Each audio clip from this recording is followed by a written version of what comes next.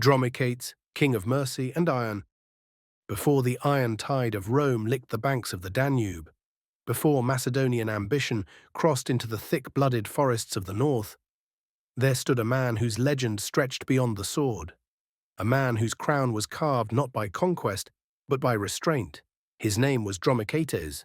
He was a king of the Getae, born in storm and silence, who would one day capture a conqueror and release him not in weakness, but in a display of power so profound it echoed through the halls of foreign kings. This is the tale of that king. Chapter 1, Born of the Storm. The sky over Hellas cracked with fire the night he was born. The village huddled beneath its thatched roofs, while lightning coiled across the sky like dragons in flight. The oak trees of the sacred grove moaned under the weight of the wind. In the temple of Bendis, goddess of the moon and wild beasts, a child entered the world wrapped in silence. His mother, Manessa, a priestess of high standing, held him to her chest as the midwives looked on in fear. "He does not cry," whispered one. "He listens," Manessa replied, eyes wide with reverence. "He hears the world before he speaks to it." The child was named Dromichaetes, swift in thought. Though he was slow to speak, slow to anger, and impossibly patient. Where other boys wrestled and chased wild goats through the ravines, Dromichaetes would sit beneath the tall oaks and listen to the wind's murmur through the leaves. He watched the flight of birds, the dance of fire, and the way warriors moved in training. He memorized patterns, rhythms, the essence of things. And in the deep watches of the night, he dreamed of fire and snow, and a man in chains. Chapter 2, The Seer of Stones. At 10, he was sent to study under Xerxes the stone seer, an old Ionian philosopher exiled for blasphemy against Apollo. In the mountains above Hellas, Xerxes kept a small tower where scrolls littered the floor like fallen leaves. "Your eyes are too quiet for a warrior," Xerxes said the first time they met, "but perhaps not for a king." Under Xerxes, Dromichaetes learned the tongue of the Greeks, the stars' movements, the philosophies of old. He read of Alexander, who wept with no more worlds to conquer, and of Achilles, who chose glory over peace. "And what would you choose?" Xerxes asked him one snowy evening. "Peace," Dromichaetes said, "but not through surrender, through strength so complete that no one dares break it." Xerxes smiled, his teeth like ivory dice. "You speak like a king already." Chapter 3, The First Fire. At 16, his father fell in battle against the Crobyzi, a rival Getic tribe to the east. As the son of Manessa and heir to Hellas, Dromichaetes was given the choice: blood or peace. He chose a third path. He rode into the enemy village with a falx at his back and a gift in his hands: salt, iron, and wine. Instead of vengeance, he offered an alliance. Instead of blood, he proposed kinship. The Crobyzi chieftain, old and weary of war, accepted. And so began Dromichaetes' reputation, not as a conqueror, but a unifier. He married the Crobyzi's daughter, Dara, and forged what elders called the Ring of Rivers, a loose confederation of tribes bound not by chains, but by oath and honor. But peace is a flame always tested by wind. To the south, across the Danube, Lysimachus, one of Alexander's warlords turned kings, watched with growing hunger. Chapter 4, The Diadochus and the North. Lysimachus, king of Thrace and Macedon, had long coveted the lands beyond the Danube. His rule, once secure, now trembled beneath the weight of his rivals: Seleucus to the east, Ptolemy to the south, and now this barbarian king who held more tribes united than any Getic before him. When traders returned with tales of Dromichaetes' mercy and might, Lysimachus laughed. "A king of goats and trees! Let him bend the knee before I strip his forests for ships." But beneath the laughter was fear. The Danube was not merely a river, it was a gateway to the riches of the steppe, the trade of the north, and the possibility of a new empire. Lysimachus gathered his generals and prepared for war. He marched in late autumn with mercenaries, Macedonian phalanxes, and war elephants imported from Asia. His scouts reported that Dromichaetes had no standing army large enough to stop him. They were wrong. Chapter 5. The Land of Traps. Dromichaetes knew he could not meet Lysimachus in open battle. Instead, he emptied the villages, burned crops before they could be taken, and sent his people into the forests. He ordered warriors to become shadows, striking supply lines, loosing arrows from tree cover, and vanishing like smoke. Lysimachus marched deeper, into the cold, into the silence. The rivers froze, the elephants sickened. The mercenaries muttered about spirits in the woods. One night, they found a village untouched, fires still warm, food laid out, a trap. They awoke to horns in the dark, and men painted in black and blue descended like night itself. Arrows flew, spears shattered, horses screamed. By morning, the Macedonian king lay bound in rope and silence. Chapter 6. The Feast of Kings. They brought Lysimachus to Hellas not in a cage, but on horseback, his armor stripped, his pride intact. Dromichaetes met him in the longhouse, not with chains, but with open hands.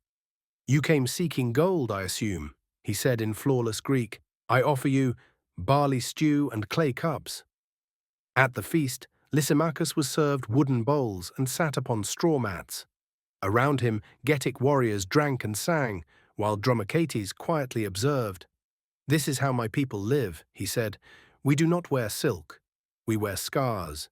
We do not eat from gold, but we share what we have." Lysimachus narrowed his eyes. "And yet you do not kill me." "Why?" Dromichaetes leaned in. "Because the world already has enough kings who rule by blood. I choose to rule by example." The next morning, he released Lysimachus. "No ransom, no demands. Just one request. Leave us in peace." Chapter 7. Echoes in Marble. The world did not know what to make of it. Some called Dromichaetes a fool. Others, a philosopher in a warlord's skin. But even the Greeks, so proud and vain, spoke of him with wonder. In Athens, poets sang of the northern king who conquered with restraint. In Rhodes, scholars debated his strategy. In Sparta, his name was spoken with admiration, and in Thrace, Lysimachus kept his word, for a time. But empires are not bound by honor. Chapter 8. The Last Stand. Years later, Lysimachus returned, not with armies, but with treaties, bribes, and whispers. He sowed division among the tribes, and old grudges resurfaced. Dromichaetes, older now, weary, stood once more at the edge of war. But this time, the battle was not on fields or rivers. It was in the hearts of men. When the final battle came, Dromichaetes rode at the front, not as a king above his people, but as a warrior beside them. He fell not in surrender, but in defiance. His body was never found. Some say he was taken by Bendis, welcomed into the wild places where kings become myth. Today, in the deep forests of Romania, where rivers still whisper to stone and wind rustles ancient oaks, some say you can hear his voice. Not in words. In silence, the silence of mercy, stronger than war. The silence of a king who could have ruled the world, and instead chose to teach it. Chapter 9. The Shadow of Power. Years passed since the release of Lysimachus. The winds whispered of Dromichaetes' victory, of his unparalleled mercy, and of a king who could not be swayed by the typical lust for power. His name spread through the cities of the Greek world as a model of restraint. Yet, as time marched on, so did the temptation of empire. In the heart of Hellas, beneath the shade of towering oaks, Dromichaetes sat by the river, his mind heavy with the thoughts of the future. He could see his kingdom growing, tribes united by oath, cities blooming along the river, trade routes from the north to the Black Sea flourishing. His people flourished too, each clan finding unity under his rule. But the peace he had so carefully constructed was always under threat from the outside. The winds of change were blowing from Macedon, from Rome, from the lands beyond the steppe.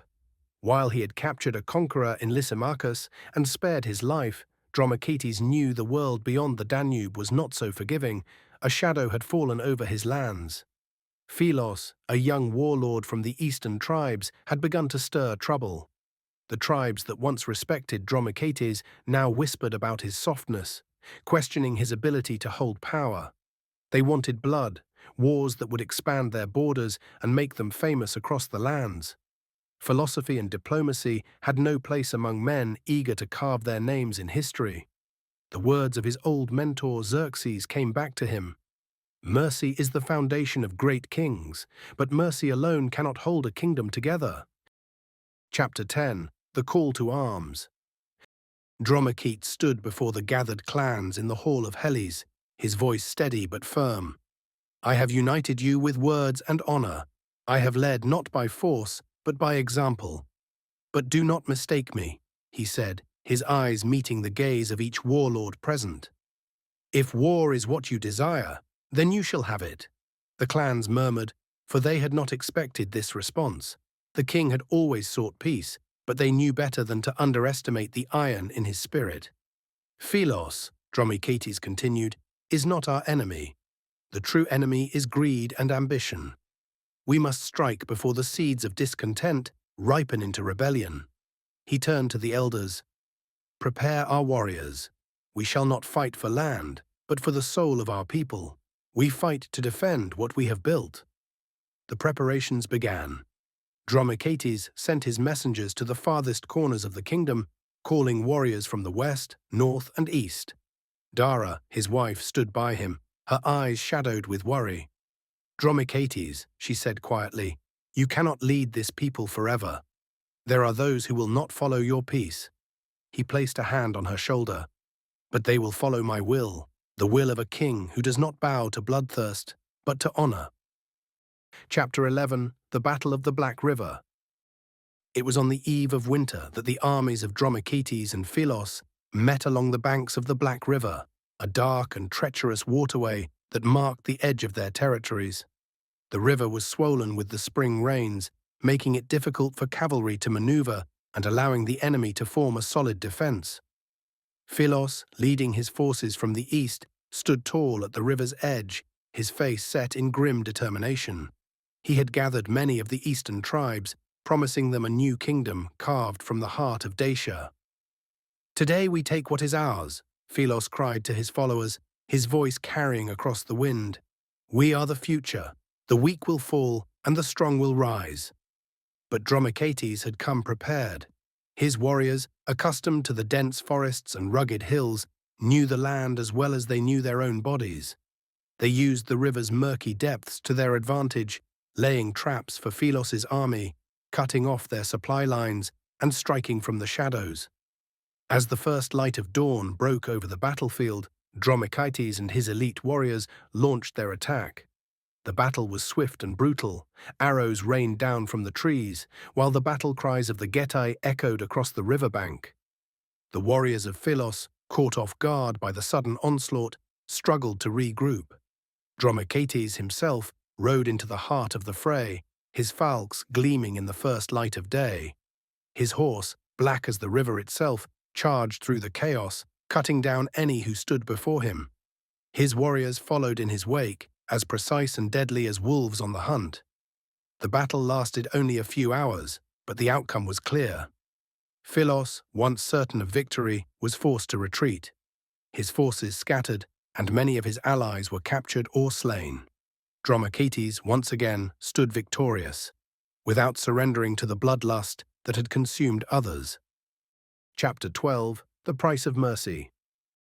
After the battle, Dromichaetes met with the captured leaders of Philos's army. He did not kill them, as was customary in such battles. Instead, he offered them a choice. You may return to your people, he said, his voice calm, but you will swear an oath. You will swear that you will no longer make war for the sake of power. The warlords looked at one another in disbelief. They had expected execution, not a second chance, but they understood, deep within themselves, that this was no ordinary king before them. One by one, they knelt and swore the oath. Chapter 13. The Legacy of the Oak. Dromichaetes returned to Hellas, his people awaiting him as heroes. The kingdom had been tested, but it had emerged stronger. For the first time in years, peace seemed within reach, yet the cost of that peace had weighed heavily on Dromichaetes' heart. He sat beneath the ancient oak tree, where he had spent so many hours in quiet contemplation. The world had changed since his youth. His enemies had been many, and his allies fewer than he had hoped. But he knew that the key to his success had never been in the sword. It had always been in his ability to see the heart of men. In the distance, the first of the harvest carts rolled toward the city. Trade resumed. The rivers ran clear once again. Life in Hellas would continue, but Dromichaetes knew the story of his reign would not be one written in blood alone. His legacy would be one of mercy, tempered by wisdom. And as the sun dipped below the horizon, Dromichaetes whispered a prayer to the gods of the river and the forest. May my people remember not the sword, but the silence of a king who ruled by heart. Chapter 14. Whispers of the Past. The sun had begun to set on the kingdom of Dacia. The colors of the sky were ever changing, casting hues of purple, gold, and red upon the horizon. But beneath the beauty of the evening, a sense of unrest lingered in the air. Dromichaetes had built an empire founded on peace, wisdom, and mercy, but even the mightiest oak eventually faces the storm. His years of strength had aged him beyond his time, the weight of the crown pressing heavier upon his brow with every passing season. Though his hands were still steady, his mind, sharp as ever, was beginning to reflect on a deeper truth. His time was growing short. He had ruled the Getae for decades, uniting scattered tribes, negotiating with distant lands, and ensuring that his kingdom thrived amidst constant external pressure. Yet there was a growing division within his own people, a division not of blood, but of ideals. The younger generation, forged in the fires of battle, looked upon Dromichaetes with a mixture of reverence and frustration. They had heard the stories of his mercy, of his peace, but they yearned for something more, something that burned in the blood of warriors. They hungered for conquest, for glory that could not be achieved through diplomacy and trade alone. Chapter 15. The Coming Storm. The wind howled across the land, carrying with it rumors of change. Tiberius, a rising leader within the Getae, had begun to rally the younger tribes under his banner. He was a warrior, untested in diplomacy but fierce in battle, and his vision was clear. The Getae must expand, must carve their destiny not in treaties but in the fire of war. Under his banner, the tribes of the Black River, the Dacians of the mountains, and the plainsmen of the east began to gather. Tiberius did not hide his disdain for the old king. Dromichaetes, he called him, is a relic, a king who values the words of merchants over the honor of warriors. We fight for the future, not for the past. Dromichaetes, upon hearing the first murmurs of Tiberius's rise, felt a sense of unease. The oak was still rooted deep in the soil, but the roots were being tested by the winds of change. He summoned his council of elders, his most trusted advisers, and the high priests of Bendis. The time had come to make a decision. Should he defend his kingdom, his ideals, with the sword once more? Or should he pass the mantle to the next generation, to those who would guide the Getae through a new age of war? As the council gathered in the hall of Hellas, Dromichaetes spoke. I have fought many battles, both with sword and with words. But the battles that lie ahead may not be mine to fight. Tiberius has the fire of youth. He has the passion of a king, though he lacks the wisdom to wield it. This is the way of the world. The old must give way to the new. The high priestess of Bendis, an ancient woman named Clea, stood and approached the king. Her eyes were deep and ancient, like the river itself. You have been a beacon to our people, Dromichaetes. But even the brightest flame cannot burn forever. You must pass on the wisdom of the oak, for even oaks must one day fall. Chapter 16. The Passing of the Oak. The decision was made. Dromichaetes would step down. He would place the crown upon the brow of Tiberius, the young warrior who had so boldly claimed the mantle of leadership. The transition would not be without conflict, but Dromichaetes had long understood that true leadership required sacrifice. His role, though vital, had become one of the past, and it was time for the next generation to forge their path. The coronation of Tiberius took place beneath the ancient oak tree, where the first warriors had gathered to swear their oaths to Dromichaetes all those years ago. The wind was gentle, and the leaves whispered of things to come, but the air was thick with uncertainty. Tiberius, his youthful face alight with the fire of ambition, knelt before the old king. "I swear," he said, "to carry on your legacy, to lead the Getae into a new era of power." But Dromichaetes, with his eyes full of quiet wisdom, replied, "Your strength is not the strength of a king. It is the strength of a warrior. And though the lands may grow, the spirit of this kingdom will remain bound to the earth beneath us. Remember, Tiberius, that mercy is the measure of true power." With that, he placed the crown upon Tiberius's head. It was a moment filled with both reverence and fear, the weight of leadership now resting in the hands of the younger man. The tribes looked on in silence, awaiting the future. But as the ceremony ended and the warriors cheered, Dromichaetes withdrew into the shadows, into the quiet spaces of his life. He had ruled as a king, but now he would live as a sage, watching over his people from the quiet solitude of the hills. Chapter 17. The Echo of the King. Years passed, and under Tiberius's rule, the Getae expanded their borders. The fires of war once again consumed the land, and the tribe carved a name for itself in the blood-soaked sands of battlefields. The young king's reign was marked by conquests, victories, and the establishment of a stronghold that could rival even the might of Rome itself. But it was also a reign of unrest. The old ways, the ways of Dromichaetes, were cast aside in favor of a more brutal philosophy. The peaceful songs of the Getae, sung by the women by the river, were replaced by war cries and the clash of weapons. The vision of an empire built on honor and mercy began to fade into the background. Dromichaetes, now an old man, looked on with a sense of sorrow. He saw the fire in Tiberius's eyes, but it was the fire of a conqueror, not a ruler of hearts. The oak tree that had witnessed so many of his decisions now stood alone in the distance, a symbol of the past. His legacy, once strong and vibrant, began to feel like a forgotten story told by the wind. But in the quiet hours of the night, Dromichaetes would visit the sacred grove near his home, where the ancient spirits of his ancestors seemed to linger. The wind would whisper in his ears, and he would listen closely to the voice of the river. "The legacy of a king," Dromichaetes would say aloud, "is not in the wars he fought, but in the hearts he touched." Chapter 18. The Last Breath of the Oak King. One fateful winter, as the snow blanketed the hills of Hellas, Dromichaetes took his final journey. He had grown frail, and the once unyielding spirit of the king had begun to fade.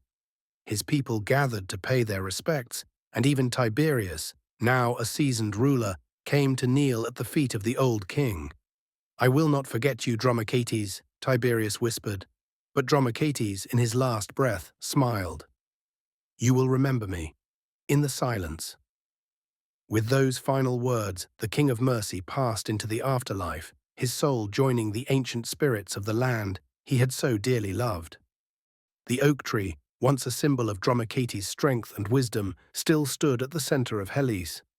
The winds whispered his name, and the people, young and old, would come to the sacred grove to remember the king who had ruled not with the strength of his sword, but with the power of his heart. Tiberius ruled for many years, but the memory of Dromichaetes never faded. He often sought counsel from the stories of the old king, seeking to balance the fire of his ambition with the quiet wisdom that had once defined the kingdom. And so, the legacy of Dromichaetes, the Oak King, lived on, not in the expansion of empires or the wars won, but in the hearts of the people who remembered the true meaning of leadership. The kingdom would grow, but the spirit of mercy, bound to the earth and the river, would never be forgotten.